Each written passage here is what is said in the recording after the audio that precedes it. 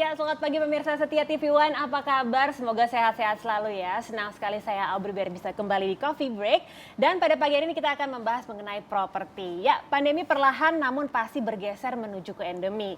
Sudah banyak negara yang berhasil melakukan kebijakan membuka perbatasan bagi turis asing tanpa karantina, salah satunya di Indonesia. Nah, sektor pariwisata bangkit itu artinya bisnis hotel juga bangkit. Nah, semenarik apa nih bisnis hotel di Indonesia dan apakah semua orang bisa berbisnis hotel dengan modal yang terjangkau? Nah, untuk itu kita sudah kehadiran narasumber kita nih di studio TV One. Ada Bapak Fuad Zaki, CMO PT Aset Digital Property. Seperti apa nih Pak? Bisnis propertinya saya semangat sekali nih. Apa kabar Pak Fuad? Tentu saja selalu optimis setiap harinya. Optimis setiap harinya ya. Betul. Kalau gitu langsung aja Pak, bagaimana nih Pak bisnis hotel saat ini nih Pak? Oke, jadi kalau kita melihat gitu ya, sebenarnya tanda-tanda itu sudah ada sejak tahun 2021. Iya.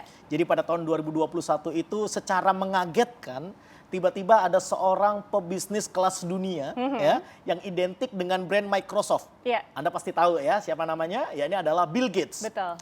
Nggak ada angin, nggak ada hujan ya. Tiba-tiba beliau mengakuisisi jaringan bisnis hotel Four Seasons dengan total nilai lebih dari 30 triliun kalau dirupiahin. Wow, oke. Ya. Yang bikin heboh itu sebenarnya bukan modal yang dikeluarin sebenarnya Iya, gitu betul. ya. Tapi yang bikin heboh itu adalah Bill Gates yang tidak ada identik sama sekali dengan jaringan bisnis hotel. Dan pada saat itu 2021 kondisinya saat itu masih pandemi. Betul. Di mana-mana hotel itu banyak yang gulung tikar gitu ya. Ini apakah seorang Bill Gates ini tidak bijak di dalam mengambil keputusan? Iya. Ternyata yang menarik pada tahun 2021 kemarin ketika Bill Gates mengakuisisi jaringan bisnis hotel Four Seasons tersebut, beliau sempat menyampaikan gitu ya bahwa pada tahun 2022 itu akan banyak sekali negara yang sudah jenuh dengan kondisi pandemi dan akan mulai melonggarkan kebijakan untuk membuka border atau perbatasan negaranya untuk turis asing bisa masuk Betul. tanpa karantina. Iya. Ya. Nah, pada saat itu kondisinya grafik COVID tuh lagi naik-naiknya. Bisa-bisanya Bill Gates berstatement seperti itu gitu ya. Banyak orang yang menyaksikan apa yang disampaikan oleh Bill Gates. Namun yang menarik, ketika tahun 2022 ini masuk gitu ya, apa yang terjadi? Ternyata apa yang disampaikan oleh Bill Gates itu kejadian. Kejadian ya. Betul-betul kejadian. Sudah banyak sekali kalau kita lihat gitu ya. Negara-negara termasuk di Indonesia sendiri sudah mulai melonggarkan kebijakan gitu ya. Bahwa turis asing bisa masuk tanpa karantina. Nah kemudian yuk mari kita lihat bagaimana dengan Indonesia, kondisi Indonesia gitu ya. Tentu saja ketika saat ini gitu ya melonggarkan ya kebijakan turis asing masuk ke Indonesia tanpa karantina, maka apa yang terjadi? Sektor pariwisata ini mulai bangkit. Meningkat ya. Ya, betul, mulai naik gitu ya. Kita bisa lihat kok mulai macet di mana-mana begitu ya. Bahkan di tempat wisata, tempat pariwisata. Udah penuh ya. Penuh, Betul. padat gitu ya. Dan tentu saja ketika sektor pariwisata ini mulai bangkit, maka bisnis hotel itu juga akan mengalami booming. Jadi kalau kita lihat saat ini sebenarnya sektor yang paling cepat recovery-nya. Jadi sektor industri yang paling cepat recovery-nya gitu ya. Pada masa transisi menuju endemi ini tidak lain tidak bukan adalah sektor pariwisata yang terus kemudian diikuti dengan bisnis hotel. Betul. Nah, lantas bagaimana dengan Indonesia? Iya. Nah, kalau kita melihat Indonesia, maka sebenarnya ada dua kota yang menjadi lirikan gitu ya oleh orang-orang yang di luar negeri sana. Yang pertama tentu saja Bali gitu ya dengan potensi pariwisatanya yang luar biasa, dan kemudian yang kedua ya ini adalah Jakarta sebagai ibu kota saat ini gitu ya. Jakarta menawarkan sebuah atau banyak sekali opportunity gitu ya di dalamnya. Nah, kalau kita melihat di Bali itu sendiri, gitu, kita lihat di Bali. Saya ketemu data yang sungguh sangat menarik sekali. Apa itu?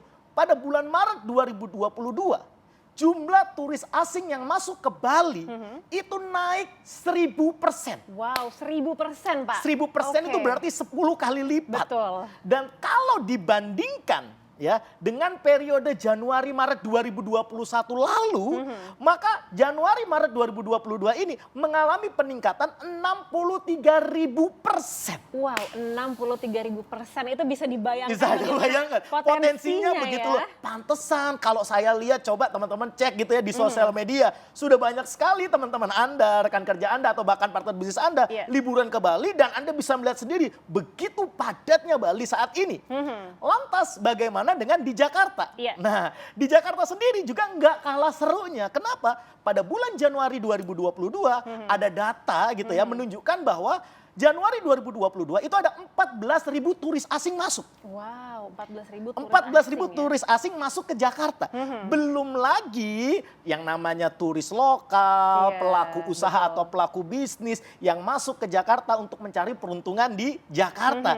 Tentu saja kalau kita melihat ini sungguh gitu ya, ini adalah sebuah momentum yang tepat untuk kita bisa masuk ke dalam sektor pariwisata, khususnya mengais momentum di bisnis hotel. Nah, tapi kan kalau melihat banyak sekali potensi ya, terutama di Bali dan juga Jakarta. Tapi kan kalau ingin berbisnis properti, terutama misalnya hotel, itu kan modalnya besar. Nah, ini gimana nih Pak Fuad nih? Saya setuju kok ya, saya setuju kalau misalkan ada banyak sekali orang di luaran sana berpikiran bahwa oh kalau bisnis hotel itu butuh modal yang besar. Saya setuju. Kenapa? Karena bisa jadi Anda masih memiliki pola pikir yang lama, yakni cara lama di dalam berbisnis hotel.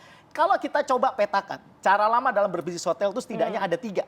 Yang pertama, ya ini adalah dengan kepemilikan pribadi. Tentu saja kalau Anda misalkan sultan gitu ya, orang kaya raya atau keturunan sultan, keturunan kaya raya gitu ya. Anda punya banyak uang yang berlimpah, Anda bisa tinggal tunjuk, oke itu saya jadikan hotel. Oke, itu saya jadikan hotel. Satu ya? Itu satu, tentu saja modal yang dibutuhkan pun besar.